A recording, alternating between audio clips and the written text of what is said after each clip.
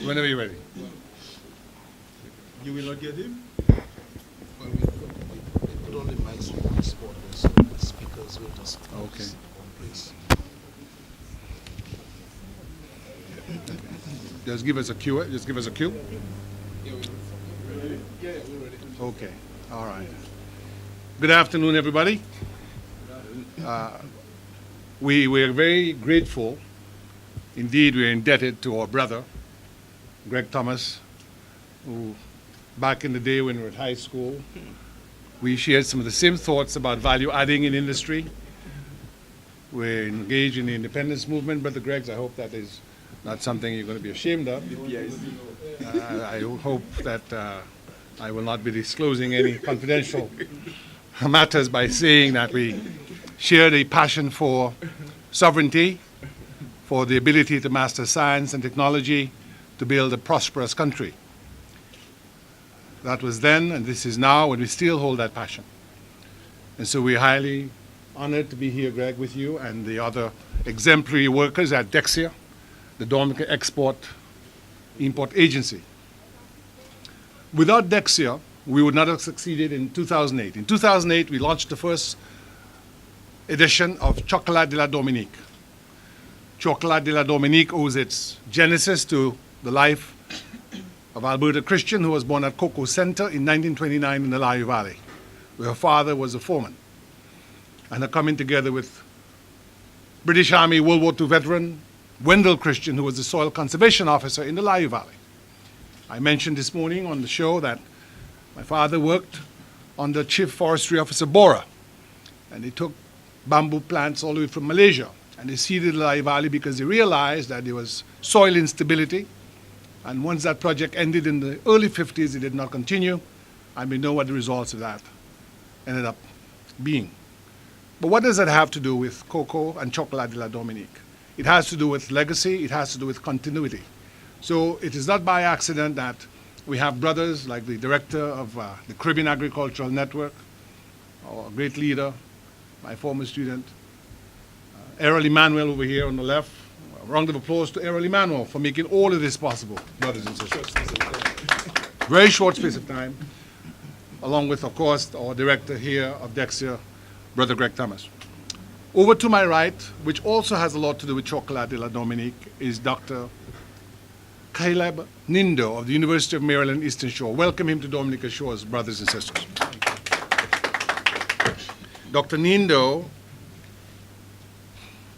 Dominic is a little warm.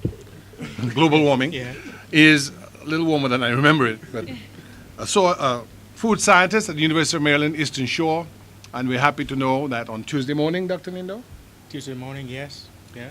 there was an agreement signed between the Dominica State College and the University for partnership in agriculture.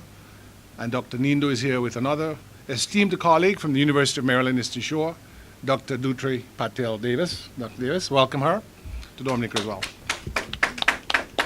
And both these food scientists will be at the Dominica Grammar School Home Economics Department on Saturday from 9 to 12.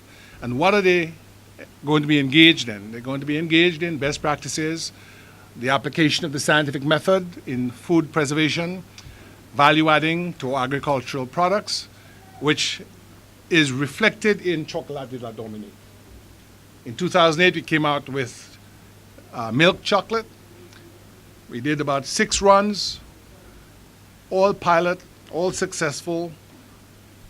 We moved in 2012 to an international bar, premium 70% dark chocolate, which is not a confectionery, mind you. It's a health food. When you're at 30 plus in cocoa content, you have a health food.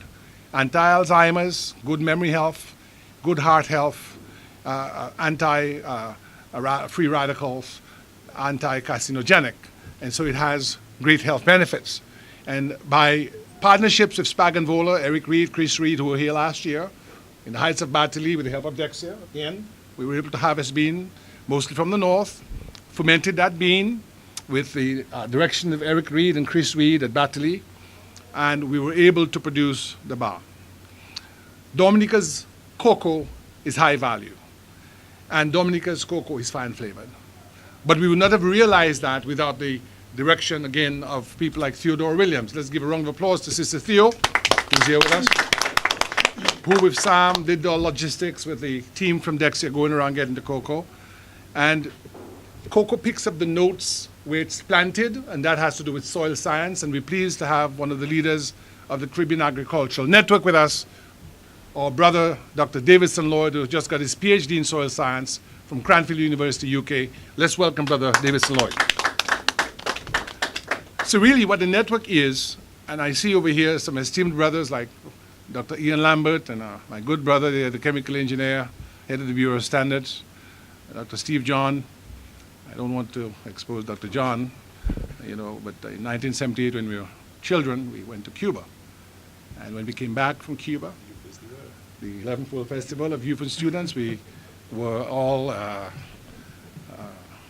detained at the Melvin Hall Airport by Special Branch Director Desmond Blanchard and Brother Val Obed and Norman Later. A lot of people know him, of Swinging Stars, but in his costumes uniform, and they thought we had gone to Cuba to learn to make bombs. So we didn't make any bombs, but we've made chocolate, folks. And let's have a round of applause for the chocolate we've made after all these years.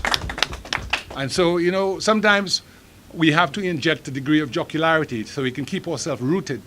Rooted in the faith that we can endure, rooted in the faith that we can accomplish, rooted in the belief that we can come together in a team effort, because none of us could have arrived at this maybe singly, but in a team effort, we have been able to put together a product, and we hope to continue the partnership with DEXIA, Theo, and the others, and take guidance, take leadership.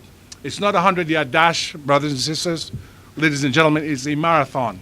It requires a great deal of perseverance. And so today, we conclude phase one, which was the harvesting, the fermentation, the production of the bar. Phase two would be to secure the resources to do a plant here on Dominica, where we can at least go to bricks, that is, the bricks that later are transformed into high-end truffles and chocolate products as we have here. A vertically integrated industry owned in part by our farmers. So even where we export the bean, it's our factory, it's our process, it's our company, so we can return and repatriate the funds to the farmers in the countryside and folks in the urban areas who provided the means. So once again, thank you for coming. We'll have a few questions, but I guess we'll hear from our brother here, the director of DEXIA, Brother Gregory Thomas. Thank you, Brother Gregory.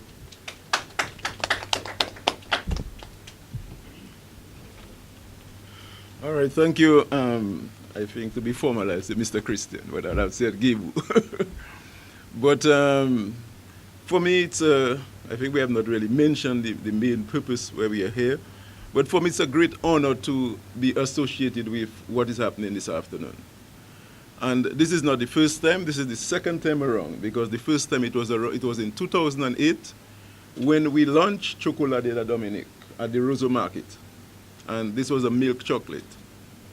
Again, we are here this time to launch, I think, a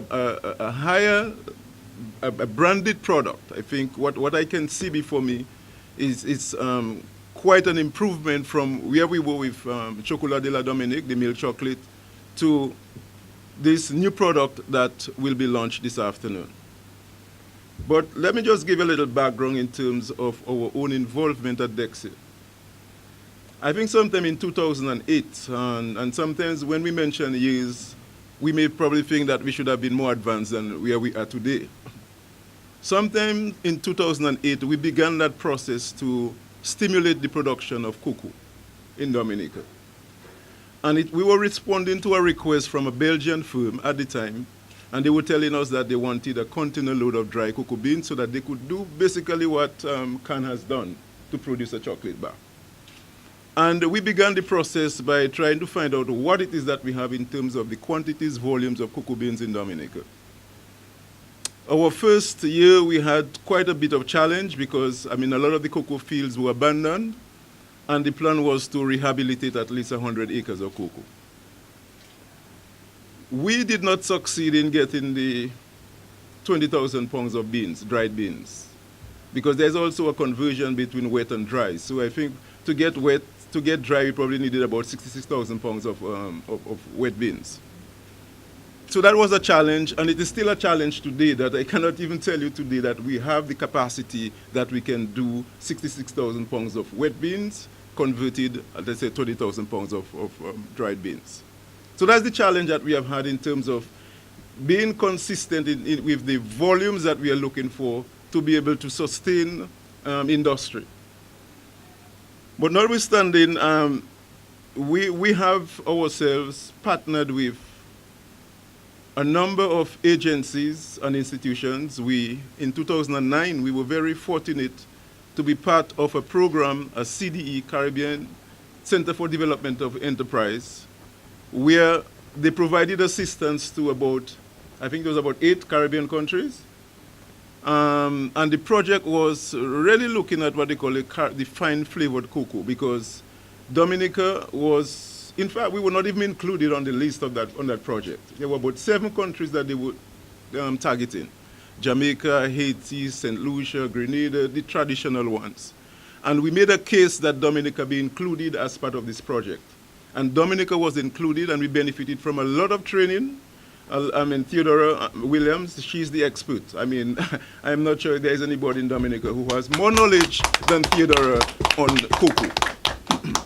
So Theodora was the one who coordinated the program on the ground with the farmers, all the farmer field school. We had graduation ceremonies. All of that was done with the farmers. And in fact, today, we have continued the process, and I believe that we have a registered cooperative in cocoa today. They have been registered as a cooperative, I think the farmers from the north. So we have persevered. We have remained in that process because we realize, look, I mean, if we are talking about exportable products, products that we want to export, we need to broaden the range of exportable products.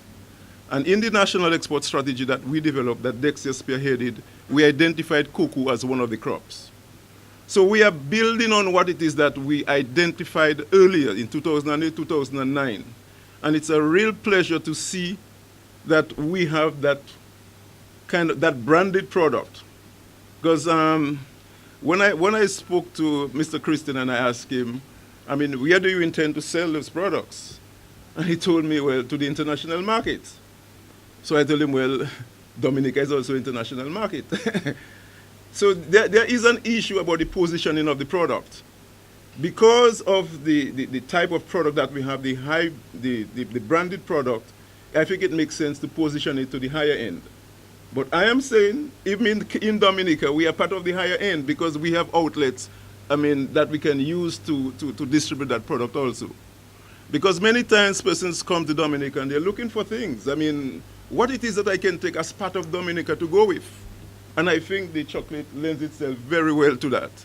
So if somebody is looking for gift items, persons come to Dominica at the distribution outlets that you choose. I think that should be made available, that persons will be able to purchase that product as a gift item from Dominica. I have tasted it. I probably believe I am a bit ahead of you, and I believe it is a fantastic product. It's a very good product. So I want to encourage us, all of us, all the partners, DEXIA, the Ministry of Agriculture, Caribbean Agricultural Network, all of us to persevere. We need to continue to work on this product. And we need to be able to make it available to all the international markets that we speak about. So at this point, I think I can stop here. If there are questions, I can take some of the questions. But I just want us to recognize the effort that CAN has made, because we have been part, we have had the confidence that they could deliver because we have stuck with them. All the samples, and that is really coming from our own farms. I think later on, as an attorney at law, he will tell you things about geographical indicators and all of that. So we have more ways that we can brand and we can promote that product. But for now, it's an excellent inclusion in our mix of exportable products. So I would want to endorse the Chocolat de la Dominique. Brother Greg, there's somebody who just walked in the way from 2008. You identified the Yes. lady Which one? next to Theo. Yes. Can you stand up? And, Mara? Mara, can you stand up and be recognized? Yeah. The first edition of Chocolat de la Dominique had the indomitable presence of Mara. Yeah. Mara, Mara was the first at DEXIA, yes. So thank you so much for coming. yeah. You want to have Dr. Nando say a few words? Dr. Tell us a few words. So, You can come and have a seat here. We introduce you now briefly to Dr. Nindo of the University of Maryland Eastern Shore, who came up.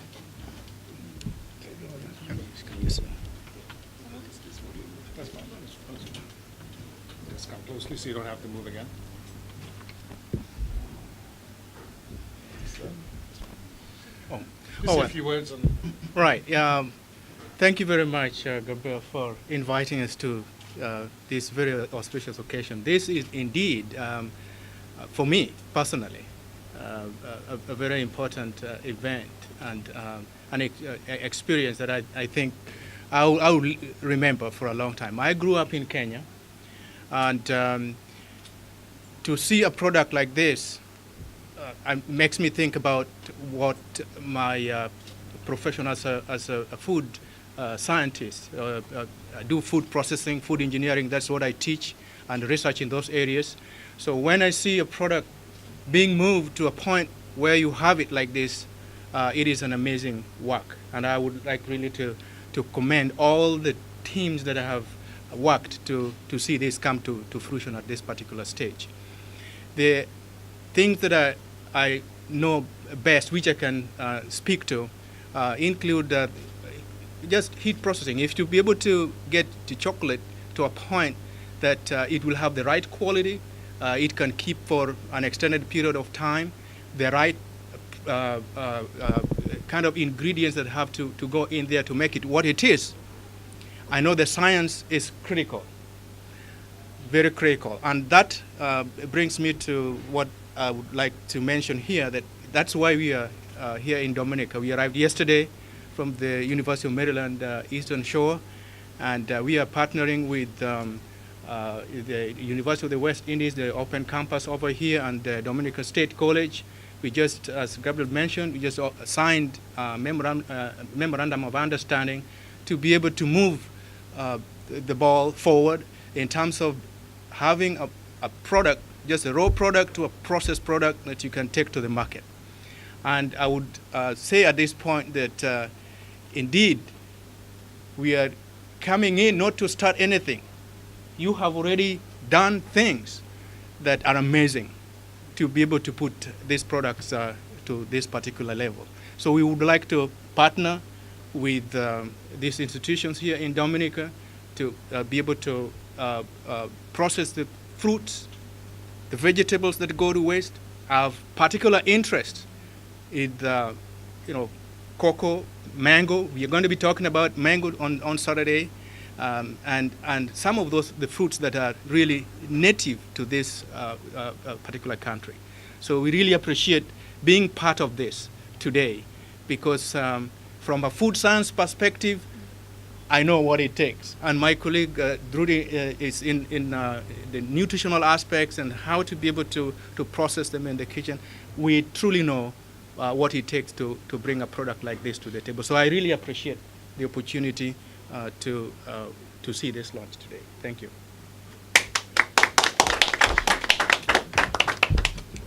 Dr. Dhruti, you want to say a few words? All right. Well, good afternoon, everyone. Thank you for giving us your time. First of all, I have to say I'm really impressed by this country. What a beautiful resources you have here, and all the beautiful hard work and effort that you're putting into trying to address the needs, the local needs, and now expanding it to the international needs. It's a very commendable job you all are doing and trying to find ways to make the economy better, making the local community better and more versatile. This is a great model right in front of you, a great example to expand, starting from a very basic need to a place where you are actually addressing the international need. It's a great model to replicate and take it from there. And we are actually looking at replicating this model in a sector of food preservation. And hopefully we will be coming up with very effective plan and model which will help the local needs, and it will be able to answer some of the international markets too. Why we are here? Dr. Nindo gave a little glimpse on why we are here. Some of the other details that I would like to give you is on the workshop that we are having and the purpose of that. We have heard some concerns about some of the produces going to waste because of not enough consumption, and we don't know what to do with it. And that's why we are bringing in scientific knowledge, principles, and methodology to the local communities and consumers on how to preserve those produces and not letting them go to waste. On Saturday, it is going to be a glimpse of that. We are going to be using canning methods. We are going to talk about commercial drying methods and how you can use those principles in making your produce last for over a year. So that's our goal. We bring in scientific knowledge to a more translational based knowledge. And we really hope that this awareness and education spreads throughout the country, and we are able to retain all the produces and not letting it go to waste. So we are really very, very thrilled to be here. We are honored to be here. Yeah. Thank you so much for the opportunity. We are looking forward to this partnership. Thank you. Thank you.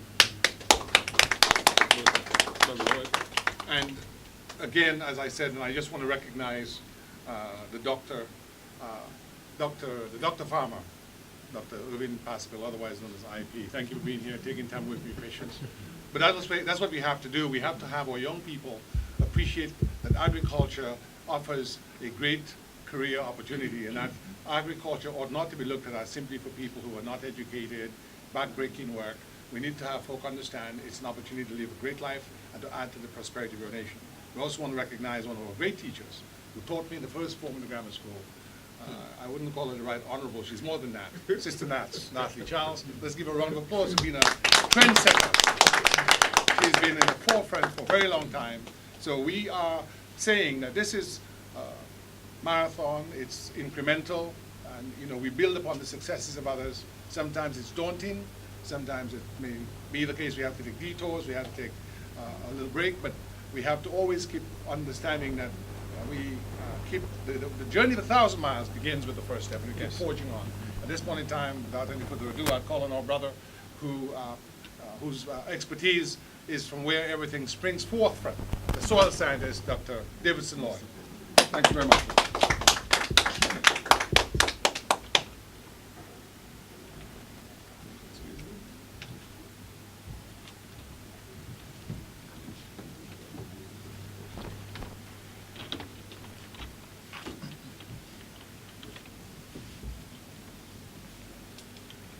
Yeah, good afternoon to everyone.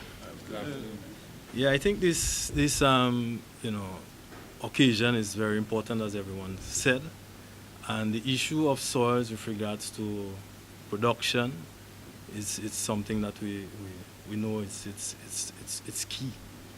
Nothing happens without proper soils, and the issue of how we manage our soil is very important. A crop like cocoa and tree crops generally are important with regards to the issue of soil conservation and the whole issue of how we conserve organic matter and so on. Cocoa has, it's a crop that's usually not grown by itself. It involves integration with other crops. Particularly, it needs shade in its early stages. And where our forest crops, so we have integration of agroforestry, also bananas and plantains have been used together with cocoa for an extended period. I think the opportunity is there for us to not only grow cocoa, but integrate other things that can do well with cocoa. From a session we had earlier, there's this project in Trinidad, integrating anthuriums also with cocoa. It's some things that we do, but somehow we need to, in the same way we have this chocolates presented here, well packaged and so on. The other aspects of it, we also need to work on them, that they can be products of that we add value to and can present internationally. I think that's really crucial for us.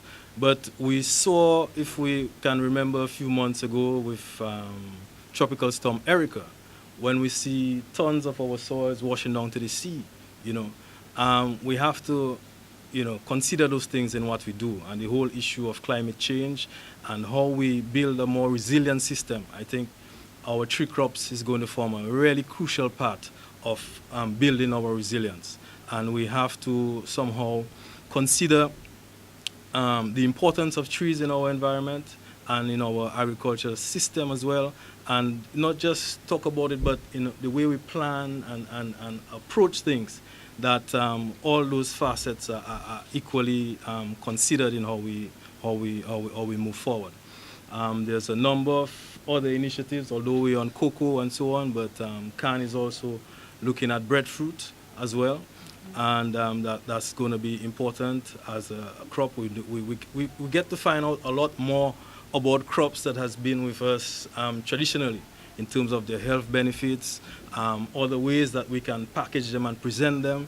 And so it's all part of exploring our opportunities that are before us, okay?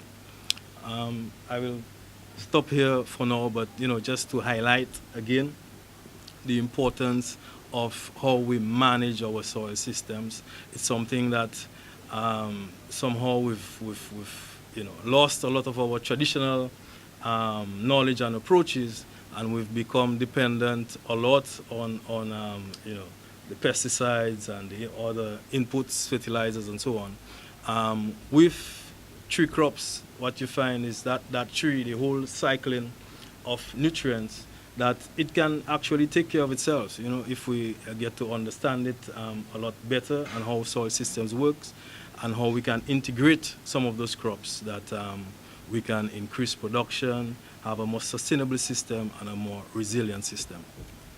Let's thank Dr. Lloyd. Thank you, Brother Lloyd, for your excellent exposition. And so at this point in time, I know there may be a few questions that you may have. Feel free to address any one of us at this time, and we'll do our best. We'll make our best effort to respond in an intelligent fashion. Brother John.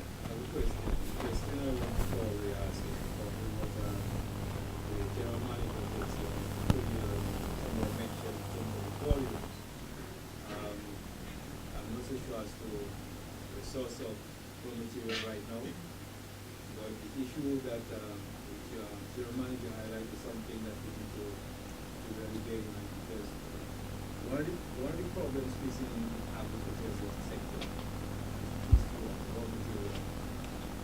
One in terms of quantity, and the other aspect is in terms of quality. I think Dr. Lloyd mentioned in terms of soil type, cocoa flavor, and all these issues need to be addressed if we really want to have something going on. I think, like you say, it's a marathon. I think the input from the colleagues from the US, is certainly sure that probably help a lot in terms of understanding the issues better. There are issues right now, even with cocoa, at codex level, it pertains to cadmium levels that are being said to have some negative impact on people's health. We in Dominica have been very much concerned, because the levels set by the international bodies are levels that are already naturally in the soil. So you come back to the agronomic practices that people adopt to see what way we can influence this. This is an excellent question, Dr. John, and I don't know many people know that Dr. John maybe is the first Dominican that I knew, certainly, to have gotten a PhD in chemical engineering from the University of Vienna, Austria, and had to take his exams in German. And so, we have a lot of resource in our country that sometimes we do not appreciate. Let me just address quickly that Eric Reed is one of the greatest leaders in the world in the application of the science method to cocoa production. And he worked with us, and late nights with the late, great Carol Phillip, who's not here, we're very sad to say, to see us here today with the finished product, to prepare a binder, which we provided to DEXIA last year, and the government of Dominica, the Prime Minister, Minister of Trade and Industry at the time, Colin McIntyre. so we could build a Dominica Cocoa Institute, because we can't play with this as some confectionery, something we do on the side. Eric's SPAGnVOLA chocolates got the silver medal at the London International Cocoa Festival last year. He was the first company in the world to bring forth the first Nigerian premium international bar. Nigeria, a country of 135 million people, oil-producing nation, had to rely on our partner to bring an international bar to the market because they had not put the focus where the focus is supposed to be. And Nigeria has great scientists. The first scientist to sequence the cocoa gene is Dr. Peter Akpodian.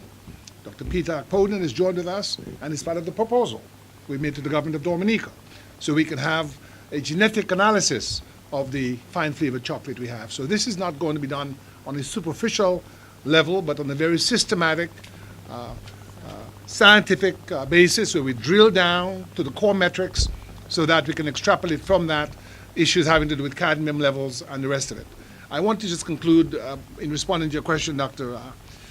John, by saying we welcome you on board, because the Bureau of Standards sets the standards, and we want to make sure the product we get out has the consistency and the like. This here, we hope, will be a catalyst for the, what you call, recovery of the cocoa production.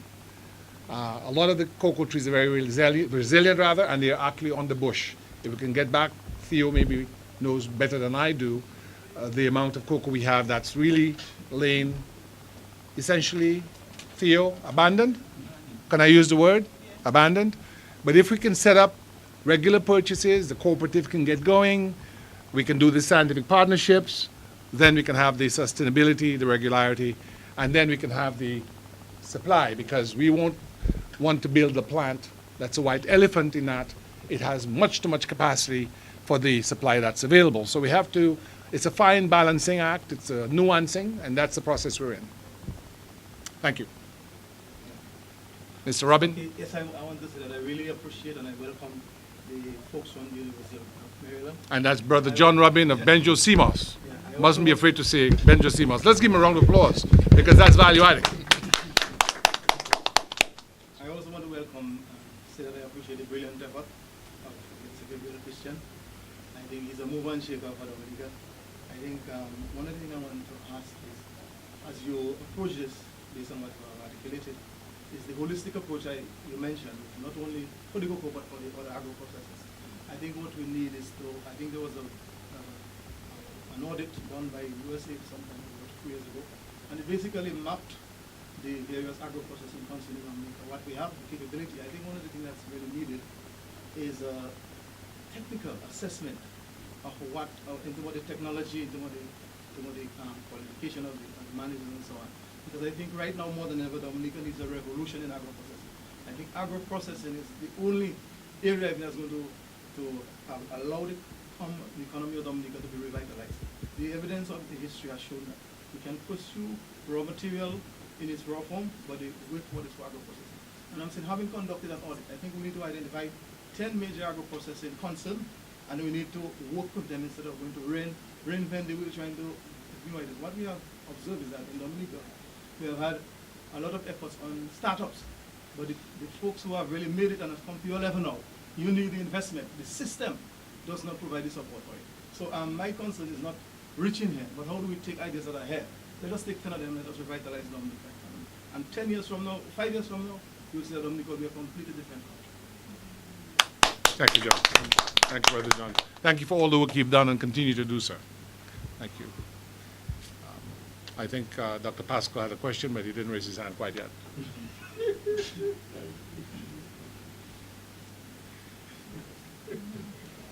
make a comment. In regards to the volumes of raw material, we're at a stage where we have to let every Dominican catch the vision. Cocoa is trending in the world. It is not just something that Gabriel came up with. The world over cocoa is trending. Indians are now having an acquired taste for chocolate. China, which is one of the world's biggest population, they are now having an acquired taste for chocolate. And so the demand for chocolate, for cocoa, is going to become greater. It is a $1 billion industry And the fact that Dominica has fine flavored chocolate or cocoa, we must recognize that as an asset, as a strength. And if as Dominicans we recognize we have something that's an asset, a world asset that is sought after, which we can convert as a strength, we all need to catch that vision. And so those involved in policy direction, in determining what crops we focus on, what we budget for, along with the private sector, have to partner and catch that vision and say cocoa is something we're going to focus on, rehabilitate the abandoned fields, and start putting new cultivations down so that we can get the volume. But do we say we wait on the volumes to start? No. This is evidence that despite volumes, we've made a start. And Gabriel forgot to mention that when we roll out the first 1,000 bars, Hurricane Tropicals for America came. And we decided to donate the 1,000 bars towards Rebuild Dominica in an effort to help with the relief of Dominica post-Tropicals to America. But we started somewhere. This is something people can go online and actually purchase. So it is a start. We now have to, you see, Dominica, I've been looking for things we can rally around as a nation. I think this is one of them. And if as a nation we rally behind it and support the effort in the cocoa industry as something Dominican, we used to say I'm 100% Dominican, let us put our 100% support behind the effort to have a cocoa industry. And we see people doing their traditional things, have cocoa dried and galvanized by the roadside and so. We have to bring in the best practice. And that is what we did with this cocoa beans.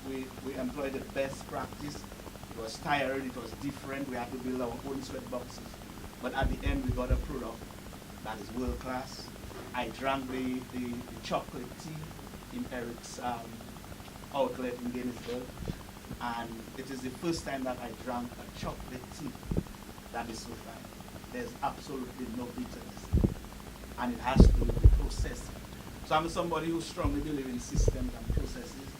And if we get the systems and processes right, then we'll have a premium product that is sought after. But we as Dominicans, we must catch that dream, we must get that vision and make it happen. Well said. Well said. Can you tell us about markets for this product? Well, they can't keep it in the store in Maryland and Washington, D.C. We sort of got the last beat of the first batch, and the flavor is phenomenal. So, you know, the markets are increasing for fine flavored 30% plus chocolate bars because the National Institutes of Health, the American Medical Association, health and nutrition groups increasingly recognize the health benefits of the product. So you know now that the stuff that's hanging around sometimes is 5 and 10% cocoa. They extract the cocoa butter and sell it to the pharmaceutical industry. And they re-inject vegetable oil that has nothing to do with cocoa into the chocolate candy to get viscosity. I didn't know that. I had to really get into the science of what differentiates a health food, which is what this is, from the sort of other stuff. I won't name any companies. I'm a lawyer, I understand. No, I'm not sure whether you understood. I was just asking about the markets where you will be. So the markets right now, United States, of course, Europe, there's actually, we are in a cocoa craze. In fact, the studies are that we may not have, as I think it was Brother Greg who may have mentioned, with India and China coming on with the growing middle classes that understand the health benefits. The problem is cocoa is only grown in a certain sector of the world around the equator. You can't grow it north and south of certain, I can't give you the latitudinal and longitudinal metrics, but we are looking at cocoa shortages. So the market, there could not be a more optimal time to answer you in short form for export to the international markets. As Brother Greg said, the international market includes Dominica. But you know, you have to understand if you're buying a bar $10 US for a bar, that Dominica may not be the optimal, and that's just a matter of fact. Of course, there will be some market from people who are trying to buy gifts to go back, but we have to focus where we can get the highest level, the health benefits of the product. So you know now that the stuff that's hanging around sometimes is 5 and 10% cocoa. They extract the cocoa butter and sell it to the pharmaceutical industry, and they re-inject vegetable oil that has nothing to do with cocoa into the chocolate candy to get viscosity. I didn't know that. I had to really get into the science of what differentiates a health food, which is what this is, from the sort of other stuff. I won't name any companies. I'm a lawyer, I understand.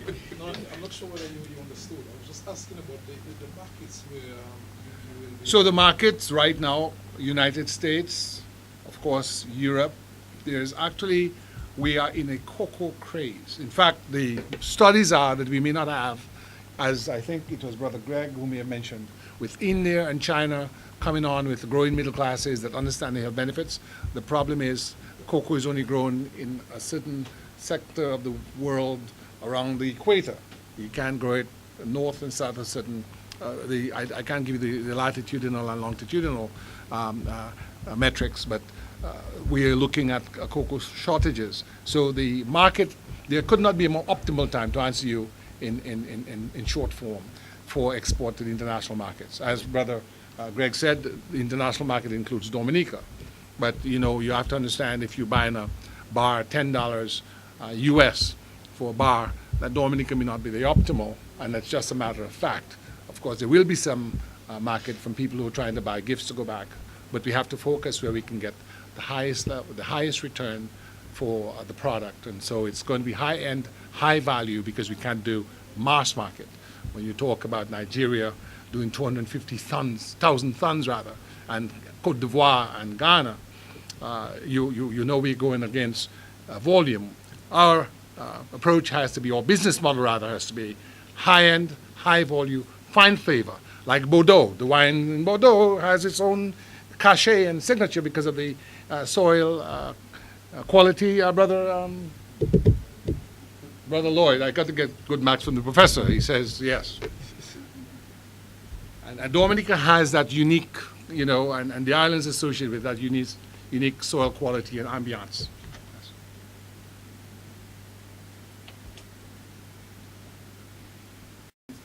Here partnering with us, because my background is also food science, food process engineering, Rutgers University, US. And in fact, today we were speaking about value-added products with the German manager of DEXIA, because that is one of my responsibilities, to look at adding value for a range of products in Dominica. And fortunately, luckily, or should I say, interestingly, at the same time, I'm the chairman of the board of the Dominica State College, Board of Governors. So I'm extremely excited that the MOU has been signed with the Middle Eastern Shore, and we're looking forward to working with you. And one of the things we have been speaking about at the State College, as a matter of fact, is introducing introductory courses in the principles of food science and food processing in concert with the agribusiness sector. Okay, so I'm very happy to see what is happening here, and we look forward to working closely with you in the future. Thank you. Thank you. Thank you, Brother Yin. Yeah. We too look forward to the, I was at the signing ceremony, these are some of the efforts that we want to see come out of this. And just to underscore something that has been said here, Dr. Lloyd has mentioned that too about the soils. You know, you cannot take away from what the soils have put into our product. That is a signature thing that is unique to Dominica. So for my practice in food processing, you want to be able to take that product, what nature has put into it, not to take away. So we want to be able to enhance the quality of the material. So what we do along the value chain has to add value. And that's what we are looking for. And I think there's a consensus here that for all these products that we are talking about here, including cocoa, we want to see right from the production what has gone in. There's a lot of waste, not just here in Dominica. I have seen it elsewhere too. There's a lot of food waste that goes on. So you put so much money into producing the product, but then you end up wasting a whole lot of it.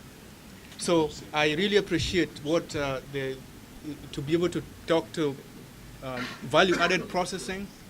You take the cocoa as it is here, which has a unique signature for Dominica, and then you want to continue to enhance the value of that product. So I am appreciative of the fact that we want to be able to partner together to continue this work.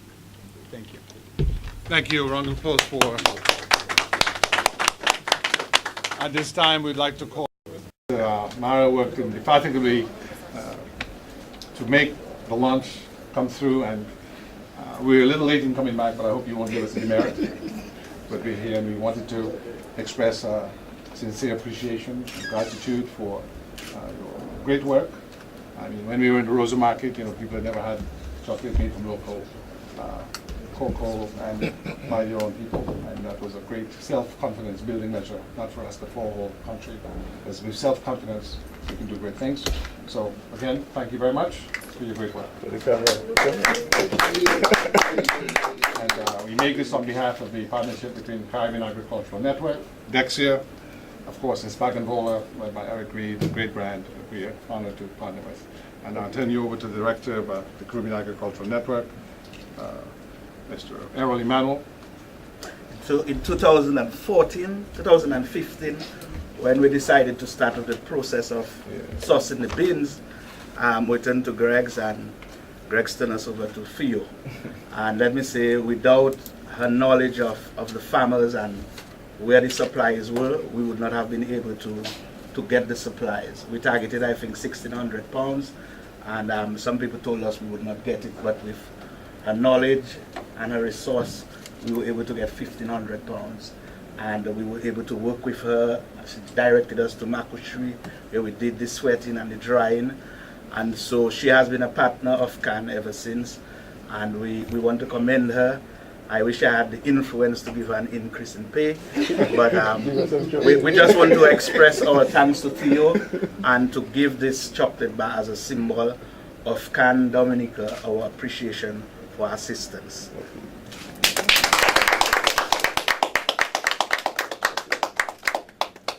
And this is a surprise presentation.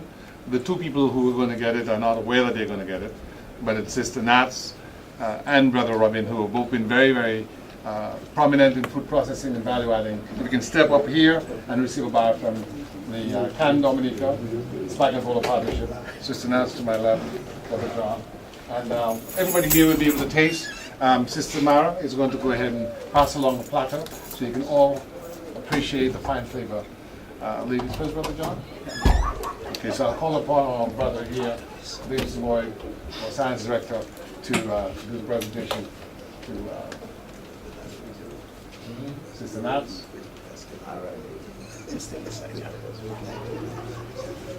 And then I'll do Brother John. Yeah, we present to Sister Nats. Sister Nats is synonymous with agro-processing, presenting what we grow locally in a wholesome way, nutritious way, in a way that can be marketed well. I want to present this on behalf of CAN to you and to wish you continued success in your work. We have plans of even collaborating. We spoke of breadfruit some time ago, cassava and this sort of food. So to you, Sister Nats. Thank you.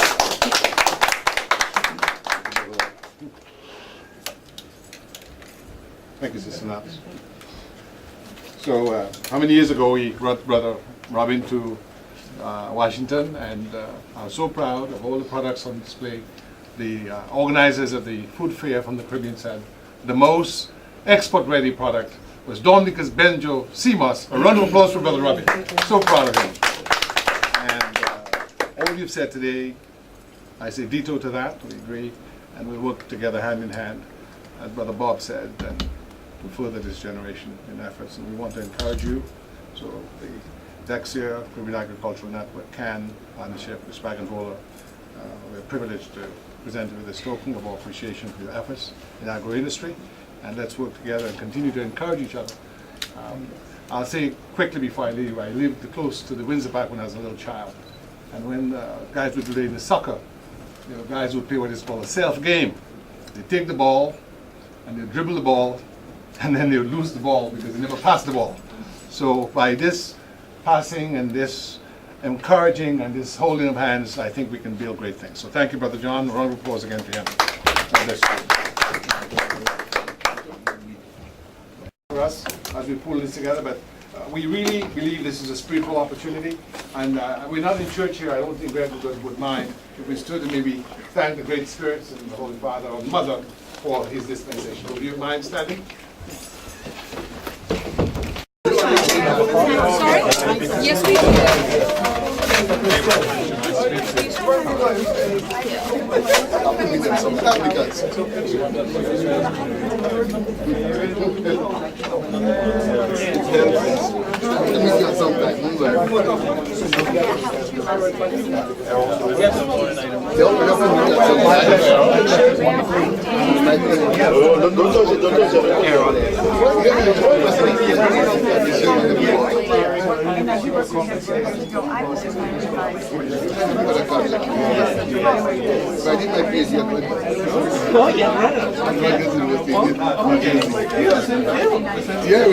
I did food process engineering. I taught it a lot at university.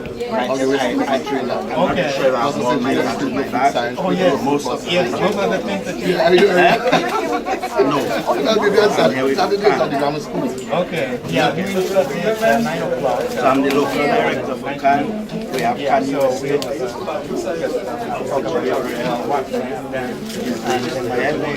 we have the CEO.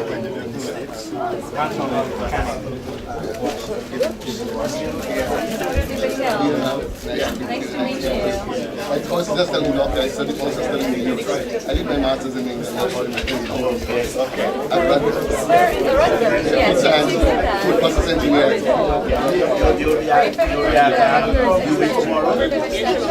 Not very well. I know one guy next time from I get extension.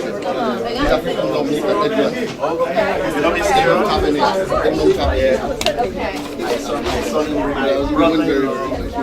More food science. Right. So this is a great way to collaborate because I'm from extension and I'm from community engagement. It just works out so well. We get the research and pass it on to the This is really from the starting of the program. We have some food science, basics, to try to integrate bio, math, physics, chemistry into what they need for broader areas of food science.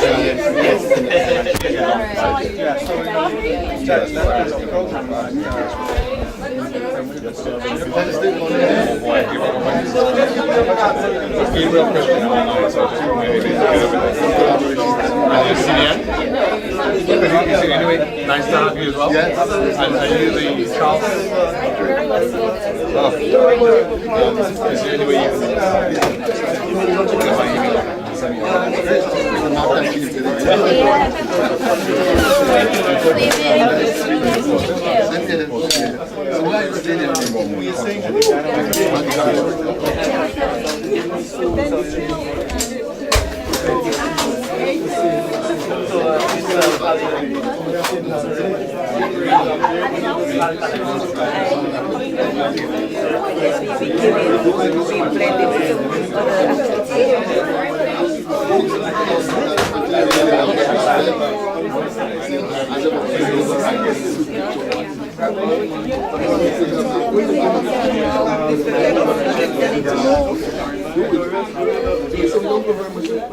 commercial point of view.